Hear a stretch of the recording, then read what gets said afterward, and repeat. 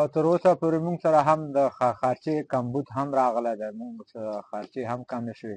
نن 5مه ورځ ده، موږ ځو هوټلو نه ځان د بازار نه ډوډۍ راوړو او دلته ډیډي ورته کړو، ولا چې خارچې هم را سره کمې شوي دي. د ګاډو سخت تکلیف سره مخ یو.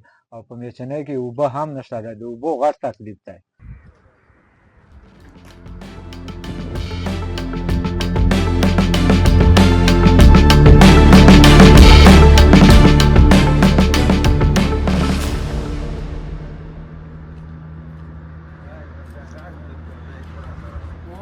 د کابل تم سیمټ بار کړي دي او د شپږو ورځې کېږي دلته قرار ولاړ یو، نه دي اوداسه اوبه شته، نه روټۍ شته، نه ښه شته، نه بس، او دلته قرار ولاړ یو او بس ګیټونه بند دي. نو پته نه لګېږي چې میاشت بعد به کلاو شي، 20 ورځې بعد به کلاو شي، 15 ورځې، دې معلومات نشته.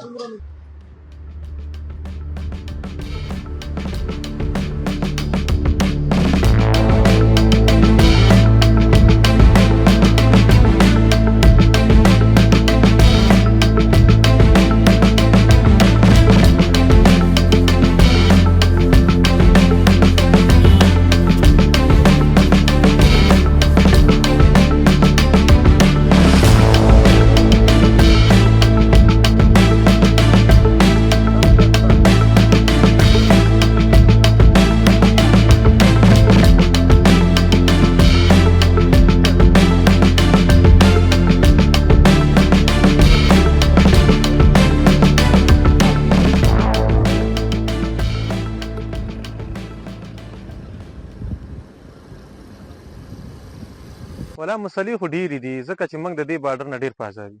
چې کله راشو دا بارډر بندي داسې ورځ موږ ونه لیده چې دا بارډر کولاوي، موږ په ښه زړه لاړ شو، په ښه زړه بېرته واپس راشو. د دې بارډر موږ ته ډېر غټ مشکل جوړ کړی. په هر ټایم کې دا بارډر بند، په نش خبره باندې بارډر بند.